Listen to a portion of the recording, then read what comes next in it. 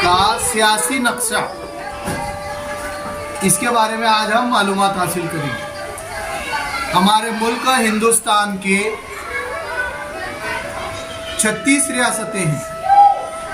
36 में से 29 रियासतें जो है हमारे हिंदुस्तान में हैं और 7 रियासतें मरकज के ज़ेरे इंतज़ाम आती हैं। तो 29 और 7 मिलाकर टोटल हिंदुस्तान मुल्क की 36 रियासतें। अब ये 36 रियासतें कौन कौन सी हैं?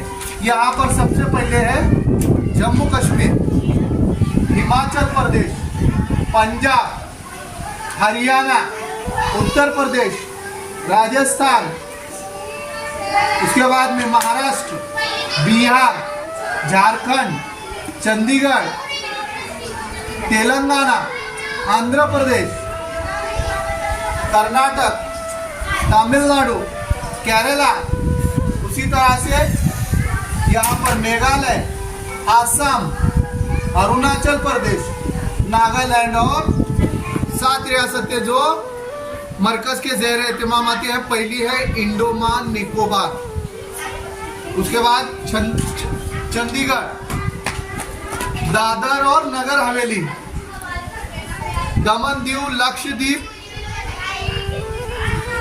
उसके बाद पांडिचेरी।